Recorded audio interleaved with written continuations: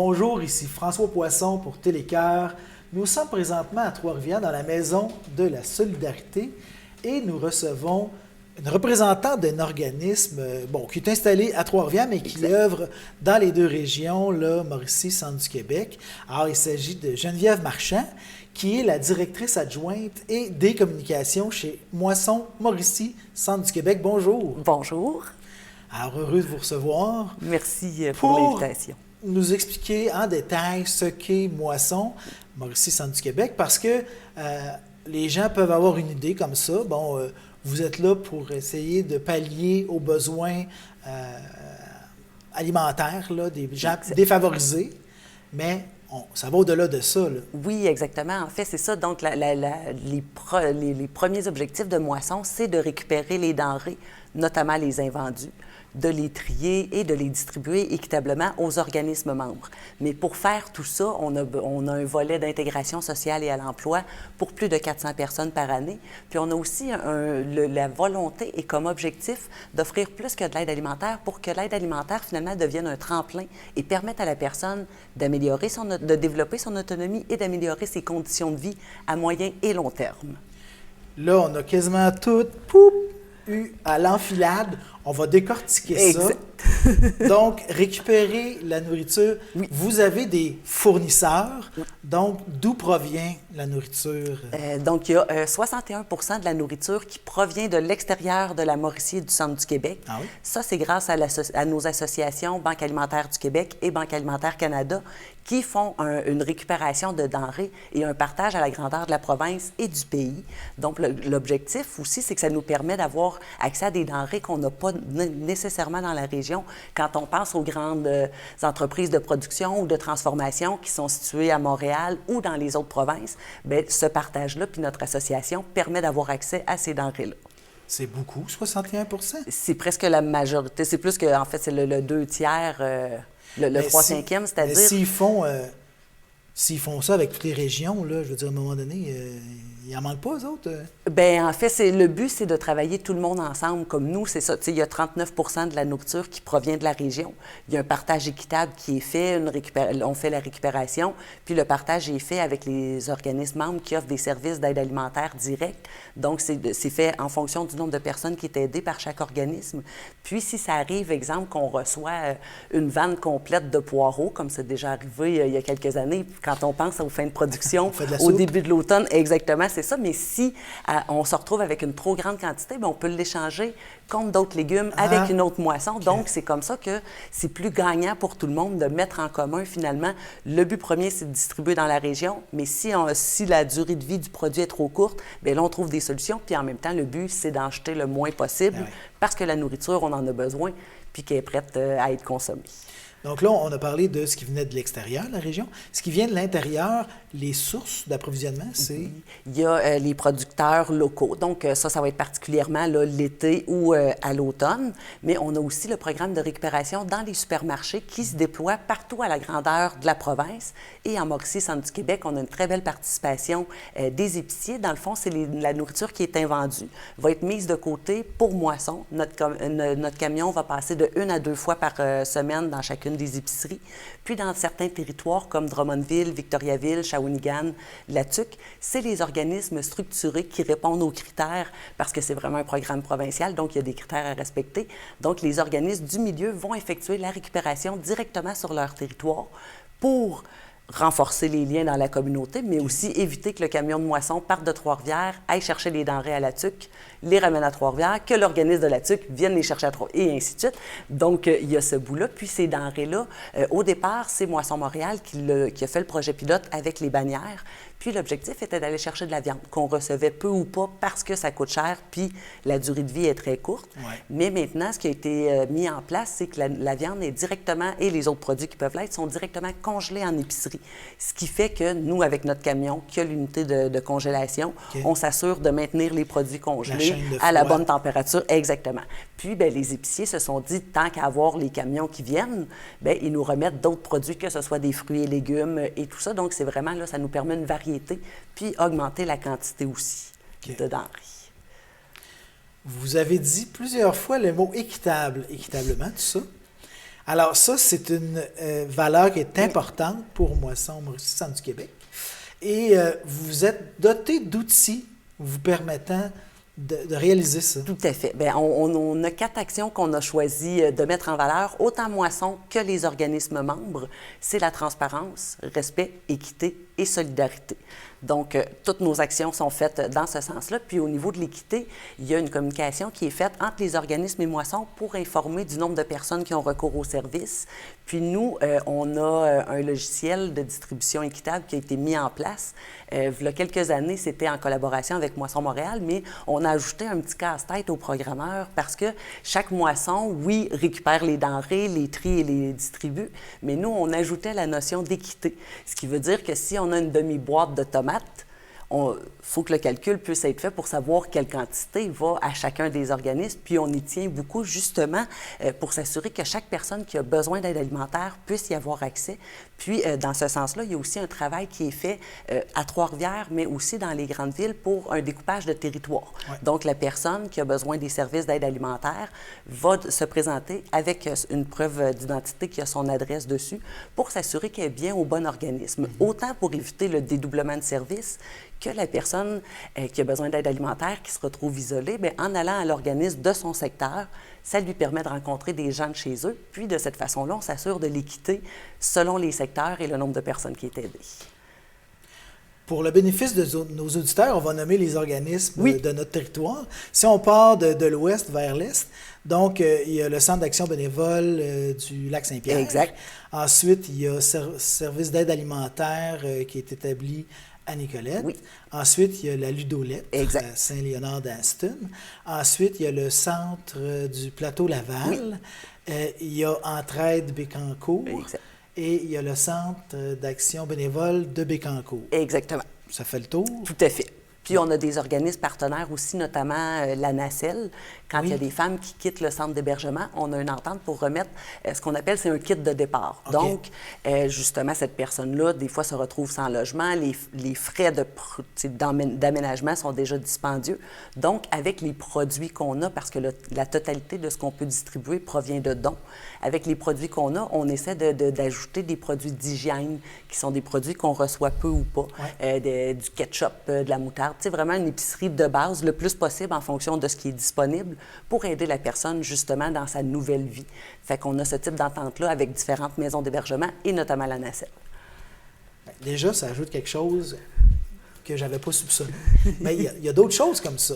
Donc, on a parlé de nourriture un peu en vrac, mais vous faites de la transformation aussi. Oui, bien là, actuellement, on en fait moins. On a davantage une entente avec la Carotte Joyeuse qui est située à Nicolet. Ouais. Donc, les aliments qui sont en fin de vie, où il y a une communication qui est faite là, avec la directrice des opérations de notre côté, justement pour le but, c'est vraiment d'éviter de jeter des denrées. Puis on sait qu'eux, avec leur mission, puis avec ce qu'ils font, tout le monde en bénéficie. Fait que c'est beaucoup l'esprit dans lequel on travaille de partenariat, puis de maximiser les actions, puis de s'entraider tout le monde ensemble, puis de ne pas dédoubler non plus le travail. On a les équipements pour la salle de transformation, mais actuellement, on a moins de main-d'œuvre, puis comme différentes organisations. Puis au niveau de l'intégration sociale à l'emploi, les 400 personnes qui viennent s'impliquer avec nous vont participer davantage au traitement de la nourriture parce qu'il faut que la nourriture puisse sortir, puis il ne faut pas qu'on en perde parce que ça aura pris trop de temps à la traiter. Donc, il y a toute cette chaîne-là. Fait que c'est pour ça qu'on fait moins de transformation actuellement. On va revenir sur ces gens-là avant que j'oublie. Est-ce qu'il y a un équivalent sur la Rive-Nord de la Carotte Joyeuse? Non, il y a des organismes qui peuvent faire de la transformation, de la préparation de repas, mais pas une organisation là, qui a comme mission première là, de faire de la transformation en tant que telle, pas à ma connaissance. Mais là, je veux pas... Puis pendant que j'y pense, sur la Rive-Nord, vous avez des initiatives de glanage. Oui. Ça, est-ce qu'il y a de la nourriture de ça qui peut arriver chez vous? Tout à fait. C'est Cultive le partage qui est au niveau de la Mauricie. Puis, il y a différentes initiatives, mais il y a aussi Arta Récolte au Centre du Québec. Mais dans chacune des villes et MRC, Trois-Rivières, Masquinongé, Shawinigan, La Tuque et Deschenaux. Donc, il y a des initiatives de glanage. Puis, les moissons en bénéficient, mais aussi l'organisme du territoire peut recevoir des denrées aussi. Le tout est évalué en fonction des quantités de nourriture. Si c'est une vanne complète, un 53 pieds, c'est sûr que moisson, on a les équipements pour aller le chercher. Mais quand c'est d'autres quantités, bien, c'est là qu'on voit avec l'organisme du secteur, toujours dans le but que chacun puisse avoir accès aux denrées, mais aussi de réduire l'empreinte écologique dans tout ça. Pour les gens qui entendraient parler de glanage pour la première fois, le principe, souvent, c'est 3/3. Donc, des gens vont chez des producteurs qui n'arrivent pas à tout récolter. Et alors, il y a un tiers qui va à ceux qui font la récolte, un tiers qui va aux producteurs, et puis un tiers qui va à un organisme là, qui encadre tout ça. C'est une belle initiative. Tout Très le monde est belle. gagnant. Ça aurait dû exister bien avant, comme beaucoup de choses. Tout à fait. On finit par allumer. C'est aussi d'avoir les ressources, parce que des fois, les producteurs savent qu'il y a des produits que la machinerie n'a pas pris, mais il y a encore des très bons aliments qui sont là. Fait qu'eux, sinon, ça leur demande du temps. Quand ils peuvent le faire, tant mieux. Mais sinon, c'est bien qu'il y ait des gens qui aient donné un coup de main, justement, pour éviter que ça se perde. On parlait de la transformation qui se fait beaucoup à la carotte joyeuse. Il était question de recettes en pot. Oui. Ça, est-ce que vous le faites encore? Oui. En fait, c'est une source de financement. Le but, c'est de diversifier aussi nos sources de financement pour pas toujours être en campagne ou en collecte auprès du public. Donc, recettes en pot, on reçoit un montant pour chaque pot qui est produit. Ça se fait dans les installations de moisson. Puis, encore là, les participants qui sont en intégration sociale et à l'emploi, ça leur donne une autre expérience de travail avec des objectifs, puis des critères à respecter. Puis pour nous, bien, il y a une belle cohésion avec l'équipe de Recettes en pot, mais aussi la mission qui est de soutenir les organisations du milieu. Quel genre de recettes? C'est des soupes. Il y a 2 types de soupes. Dans le fond, c'est soit des soupes ou des plats, exemple paella, qui est avec du riz. Puis sinon, il y a des biscuits ou des muffins. C'est des très bonnes recettes. J'en ai essayé plusieurs, ça vaut la peine. Format de pot, ça ressemble à... Ça varie, c'est à peu près de 10 à 12 portions par pot. Fait que ça varie selon les recettes. Wow, OK. Donc, on va en parler maintenant de tous ces gens-là qui viennent travailler chez vous, des gens de, comment on appelle ça, dont, pas un atelier de travail, mais... En fait, c'est ça. Nous, on le présente comme un milieu de travail dans la mesure où il y a des objectifs à atteindre, il y a de la nourriture à traiter, il y a des pots à produire pour recettes en pot. Mais le milieu de travail qu'on offre, le but, c'est de prendre la personne là où elle est, de voir son histoire, de voir ses défis, de voir ses compétences aussi, puis de lui permettre de trouver sa place pour développer ses compétences. Fait que ça peut être quelqu'un qui est sur un programme d'employabilité, quelqu'un qui a des travaux communautaires ou compensatoires à faire, quelqu'un qui a besoin d'aide alimentaire puis qui appelle Moisson. Puis quand nous, on peut aider d'urgence la personne ou référer vers l'organisme du secteur, mais souvent, on va demander à la personne, est-ce que vous êtes intéressé à participer? Fait que ça lui permet d'être actif dans sa communauté. Puis, on a des belles histoires de réussite dans les participants qu'on a reçus. Il y en a un, quand il est arrivé, il longeait les murs, regardait à terre, saluait pas presque personne. Puis, au fil du temps, bien, à cette heure, c'est lui qui nous salue quand on arrive chez Moisson. Quand je rentre chez Moisson, c'est lui qui me salue. Fait que ça montre que c'est un beau milieu. Exactement, c'est ça. Puis, il y en a qui ont fait des retours aux études parce qu'on a vu qu'il y avait le potentiel pour prendre davantage de responsabilités. Ce à quoi ils étaient très réticents au départ, mais finalement, après réflexion, ils ont accepté ces responsabilités-là. Puis de fil en aiguille, bien, il y a eu un retour aux études. Puis celui auquel je fais référence, il a terminé ses études professionnelles avec une bourse pour sa persévérance. Fait que c'est lui, mais on l'a bien outillé, puis on a contribué à ça. Fait que c'est toujours le fun. C'est pour ça, c'est le but, c'est, oui, il y a un travail à faire, mais après ça, pour que chaque personne trouve sa place, puis développe son autonomie, mais toujours dans le respect de ses propres limites, puis de respecter ce cheminement-là aussi. C'est vraiment une vision inclusive et globale de la personne, de voir est-ce que cette personne-là, puis là, c'est pour les participants qui viennent chez Moisson, mais si quelqu'un appelle qui a besoin d'aide d'urgence, ce même type d'évaluation-là ou de portrait est fait de la personne pour voir c'est quoi les autres besoins, puis vers où on peut référer, parce que le but de Moisson, c'est pas de soutenir la personne dans toutes les sphères de sa vie, mais c'est de voir quelle porte on peut l'aider à ouvrir pour lui permettre d'améliorer ses conditions de vie. Fait que c'est beaucoup la vision de partenariat et de complémentarité dans les actions. Pour rendre éventuellement les gens autonomes. Exactement. C'est le but visé. Exactement. Moi, je suis du secteur Saint-Angèle, dans Bécancour, puis je voyais qu'entre autres, les gens de l'autre côté de l'ombre, Oui. il y en a qui allaient chez vous. Là. Exactement. Donc, c'est un très beau partenariat avec la maison de thérapie, justement, parce que les gars sont en action.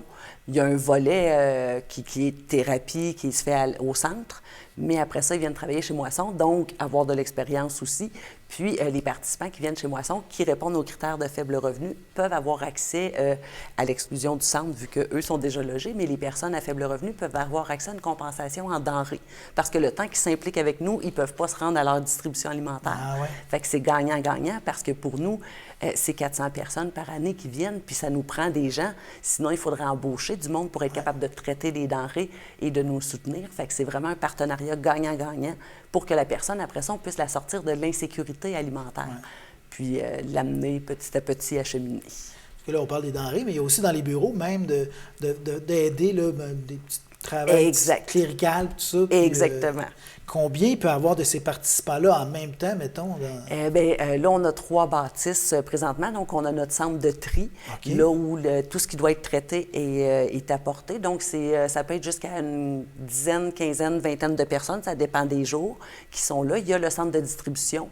C'est là où les denrées les commandes sont préparées puis distribuées aux organismes membres qui viennent selon les rendez-vous qu'il y a. C'est une dizaine de personnes. Puis, à Recette en pot, dans l'autre bâtisse, c'est une vingtaine de personnes à peu près, là, de 12 à peu près à 20 personnes par jour. Les bureaux sont dans laquelle de ces bâtisses? Un peu partout, puis il y en a qui sont en télétravail aussi, exactement. Parce que là, pour encadrer tout ce monde-là, pour accomplir toutes ces missions-là, ça prend du monde. Exact. Vous êtes combien exactement? On est 12 employés permanents à temps plein. Puis, ça fait pas longtemps qu'on est rendu 12 parce qu'on était plus 7, 8, 10 les autres années. Donc, dans le fond, on a une gestion, une saine gestion pour qu'on s'assure que chaque personne qui est là a son rôle puis joue bien son rôle. Puis, ça permet, là, c'est ça, d'encadrer les participants, mais aussi de s'assurer, parce que chaque année, c'est à peu près 3,4 millions de kilos de nourriture l'année dernière qui a été récupérée. Pour donner une idée, c'est à peu près l'équivalent de 5 autobus scolaires par semaine. Fait que c'est ce qu'on traite en moyenne là, durant l'année. Fait que ça prend du monde autant pour aller chercher. On a nos camionneurs. On a un camion 53 pieds, 36 pieds. 16 pieds et 14 pieds selon les besoins avec les unités de réfrigération ou congélation. On parle de quantité. J'ai vu que ça équivalait peut-être à une valeur de 30 millions. Exactement. Donc, si on pouvait vendre les denrées, c'est une valeur de 30 millions, mais notre engagement envers les donateurs, c'est de le remettre gratuitement aux personnes qui ont besoin d'aide alimentaire. Ce qu'on fait en contrepartie, c'est on a Recette en pot pour augmenter notre financement. On a un soutien gouvernemental au niveau du Québec qui passe par le Centre intégré universitaire de santé et services sociaux de la Mauricie Centre du Québec. Il y a aussi Centraide Mauricie et Centre du Québec qui nous soutient. Puis le reste, le 88 restant du budget à peu près, c'est de l'autofinancement. Fait que c'est notre brunch bénéfice, c'est des campagnes postales, c'est des dons de la population ou de fondations. Donc, ce qu'on fait, c'est on invite, les organismes nous versent une contribution au transport qui permet de payer une partie du transport. Puis, les personnes utilisatrices du service d'aide alimentaire, les organismes sont invités à demander une contribution aussi. Le but, c'est que de cette façon-là, tout le monde fait sa part, mais aussi, il y a la notion d'apprentissage, de gestion de budget de la personne. Ouais. Fait que comme ça, c'est vraiment un travail d'équipe, finalement, pour arriver à tout ça. On parle de saine gestion. Vous avez eu des prix. Vous avez été dans le top 10 des banques alimentaires? Bien, il y a 3 top 10. Dans le fond, c'est l'organisation Charity Intelligence qui évalue entre 600 et 700 organisations partout au Canada. Pas juste dans les banques alimentaires? Non, exactement. Tout secteur service, confondu. exactement, c'est ça. Donc, Moisson, on fait partie, l'année dernière, on a été nommé parmi les 10 banques alimentaires canadiennes qui ont le plus d'impact dans leur communauté. Donc, c'est une très belle reconnaissance. Le plus d'impact par montant investi. Exactement, c'est ça. Donc, parce qu'ils vont évaluer autant les actions qui sont réalisées que le financement et l'utilisation du budget, la gestion financière de l'organisme. Donc, on est dans les banques alimentaires au Canada. Ensuite, on est dans les 10 organisations canadiennes qui œuvrent au Canada, qui ont le plus d'impact dans leur communauté. Et le 3e prix, bien, c'est les 10 organisations canadiennes, encore une fois, mais à ce niveau-là, c'est qui œuvrent tant au Canada qu'à l'international. Donc, c'est vraiment une très belle reconnaissance Ben de ouais. nos actions. On était très fiers d'avoir cette nouvelle-là. Ça, est-ce que ça a contribué à votre pouvoir d'attraction? Parce que là, augmenter disons, son nombre d'employés dans le contexte actuel, là, c'est vraiment C'est une rareté. Donc, j'imagine que ça doit être intéressant de travailler chez vous. Tout à fait. Puis la majorité des gens qui sont là, la COVID a été une période qui a amené son lot de défis, autant au niveau des installations où on manquait d'espace, que la charge de travail qui a été plus Là, vous ne importante. l'aviez pas chaque conserve, là? Non, c'est ça exactement. Ça, c'est ça. Il y a un bout d'autonomie de chaque personne dans l'organisation, mais il y a beaucoup de soutien qui a été offert aux organismes aussi pour qu'eux se protègent, que les équipes de distribution se protègent, mais protègent aussi les personnes utilisatrices. Dans certains autres secteurs, c'était des bénévoles qui avaient au-dessus de 65 ou 70 ans qui s'étaient recommandés de rester à la maison, donc de recruter des bénévoles, de les intégrer dans les milieux. Fait que ça a amené beaucoup de défis, mais l'équipe qui était là est encore là aujourd'hui. Donc, la rétention se fait très bien. Il y a des personnes qui ont été embauchées dans la dernière année et demie qui sont encore là après 1 an et demi. Fait que, tu sais, je pense qu'au niveau de la volonté, l'équipe, on est très chanceux. Tout le monde est là, puis le fait avec cœur. Puis c'est vraiment une belle mission, en fait, d'aider les gens à se nourrir. Ouais. C'est la base. Puis, par notre travail, bien, on soutient les organismes qui vont offrir de l'aide, que ce soit en santé mentale, en prévention du suicide, en dépendance, ou femmes violentées, ou éducation. C'est de soutenir ces organismes-là pour qu'eux dégagent une partie de leur budget plutôt que d'acheter de la nourriture, ont accès à des denrées via moisson, puis puissent concentrer leurs ressources sur les services et sur leur mission. Fait que c'est vraiment un beau travail là, d'équipe et de communauté. C'est pas mal plus vaste que ce que je pensais. Exact. Je pense que les auditeurs vont être contents d'avoir ce portrait-là. Geneviève Marchand, pour être assis dans cette chaise-là, là, aujourd'hui, elle est passée par où, elle? Bien, moi, ça fait 15 ans, à l'automne dernier, que j'étais chez Moisson. Fait que j'ai fait mes études, je viens de Trois-Rivières, mais j'ai fait mon bac à l'Université de Sherbrooke en communication, rédaction, multimédia. Je suis revenue chez Moisson par une subvention salariale. C'est là que je suis entrée, il y a 15 ans. Puis depuis ce temps-là, bien, je suis là. Mes mandats ont changé au fil du temps, mais ça reste toujours aussi motivant de contribuer à toutes ces belles actions-là. Est-ce que vous seriez attendu à ça? Si on vous avait dit, là, vous allez œuvrer dans le communautaire, dans l'aide alimentaire, ça vous était venu à l'idée? Le communautaire, oui, dans la mesure où, tu sais, j'aime ça aider les gens, puis contribuer justement à ce que les gens puissent améliorer leurs conditions de vie.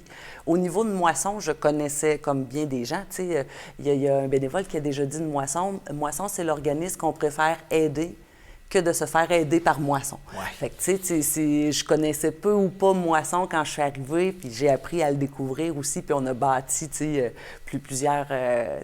plusieurs actions aussi pour continuer sur la lancée qu'on était. Fait que c'est vraiment, c'est un beau travail de continuité aussi, puis de toujours aller plus loin. Puis c'est cette volonté-là de maximiser les actions, de bien utiliser l'argent. T'sais, avec chaque 1 $ de don qu'on reçoit chez Moisson, on peut distribuer 26 $ de nourriture. Le calcul, c'est qu'en fait, les denrées sont données, puis nos frais sont au niveau des camions pour aller les chercher, puis de l'entreposage réfrigérateur, congélateur. Mais de savoir qu'on a un impact comme ça, puis que ce souci-là est important, c'est quelque chose qui me rejoint aussi énormément, justement, de savoir qu'on fait les bonnes actions au bon moment. Là, les coûts augmentent. L'électricité, Tout à fait. la réfrigération, le carburant pour les déplacements, tout ça. Et bien, le nombre aussi de personnes Exact. qui ont besoin a beaucoup augmenté. Il y a eu la pandémie qui a créé un genre de tempête là, où il y a des gens qui ont quitté des emplois, qui se sont réorientés, tout ça, puis ça a changé finalement leur parcours de vie. Et là, bien, l'inflation, tout ça. Alors, il y a une grosse augmentation là, des besoins. Actuellement, les défis, c'est ça, c'est l'augmentation des coûts puis la diminution des arrivages. Parce que quand on voit au niveau des approvisionnements, il y a des bris dans les chaînes d'approvisionnement, donc des produits qui sont moins disponibles. Puis quand les différents coûts augmentent, les organisations, les entreprises qui nous donnent vont changer leur façon de gérer leur stock. Puis c'est tout à fait logique parce qu'il y a une notion de rentabilité. Ben ouais. Mais leur sensibilité est toujours là pour nous aider. C'est les quantités qui peuvent varier. Fait que ça a un impact sur la quantité qu'on peut recevoir justement de nourriture. Puis en contrepartie, il y a davantage de personnes qui ont besoin d'aide alimentaire. Là, on a heureusement le soutien du gouvernement provincial qui est versé à Banque alimentaire Québec, donc notre association provinciale, qui va faire des achats pour l'ensemble des 19 moissons au Québec avec la distribution équitable. En mettant tout l'argent ensemble, ça nous permet un meilleur pouvoir d'achat. Okay. Plutôt que si chacune des moissons faisait des achats, on en aurait moins pour notre argent. Heureusement, on a ce soutien-là. Mais on travaille pour que ce soutien-là soit renouvelé parce qu'on ne voit pas là, de changement actuellement. La tendance... Pas d'accalmie. Exactement, c'est ça. Donc, pour l'instant, vous êtes capable de faire face au contexte. Exact. Bon. Mais si ça perdure... Bien, en fait, oui, on fait face au contexte. La nuance que j'apporterais, dans le fond, c'est qu'on distribue toujours de façon équitable, comme je le mentionnais, mais en fonction de ce qu'on reçoit. Donc, le but, c'est d'en donner à chaque personne qui a besoin d'aide alimentaire. C'est pour ça qu'il y a des critères à respecter. Okay. Puis, il y a un travail qui est fait pour s'assurer là, que chaque personne puisse y avoir accès, mais c'est en fonction de ce qu'on reçoit. Je donnais l'exemple tantôt de la viande ou de produits d'hygiène qu'on reçoit moins. Bien, c'est sûr que ça a un impact justement sur la quantité qu'on peut distribuer. Le but n'est pas de faire une épicerie complète, mais c'est vraiment bien d'alléger le budget de nourriture pour que la personne puisse ensuite compléter exactement. Okay. Fait qu'on distribue ce qu'on a, mais on souhaite en avoir davantage parce que les besoins sont là. Est-ce que vous transmettez des notions aussi, bon, au niveau de, justement, une alimentation complète, aller chercher des protéines, tout ça, parce que c'est peut-être la part qui manque des fois, là. Est-ce qu'il y a ça aussi dans ce que vous faites? On va aller davantage dans comment bien utiliser les produits qu'on reçoit. Si on reçoit, comme je donnais l'exemple d'une vanne de poireaux, manger une crème de poireaux une semaine, ça va, 2 semaines, mais après 6 à 8 semaines, on aimerait varier un petit peu. Fait que c'est de voir justement est-ce qu'il y a des recettes simples, okay, peu coûteuses, avec quelques ingrédients que les gens peuvent se préparer à la maison. Fait qu'il y a le bout d'éducation populaire pour que les gens développent les compétences, mais il y a aussi certaines personnes qui se retrouvent dans une situation de précarité où partir le four pour faire cuire de la nourriture, ça va changer la facture d'électricité, ça va avoir un impact sur le budget. Fait qu'il y a différentes aussi autres... notions exactement à prendre en compte, okay, pour aider la personne. Fait que c'est plusieurs aspects. Puis les organismes qui sont membres en Mauricie au Centre du Québec sont près de l'argent, sont dans la communauté. Ouais. Puis c'est le but aussi, parce qu'il y a une relation de confiance qui s'établit exactement. Okay. Donc, eux sont bien placés pour aider les gens. Puis nous, Moisson, notre but, c'est de soutenir les organismes pour leur permettre là, de continuer leur travail. Bien, vous faites une mission complexe et vous semblez la faire avec un certain niveau d'excellence, avec les reconnaissances que vous avez. Merci de nous avoir appris tout ça. Alors, nous recevions Geneviève Marchand, qui est directrice adjointe et des communications à Moisson-Mauricie, Centre du Québec. Merci beaucoup. Merci beaucoup à vous.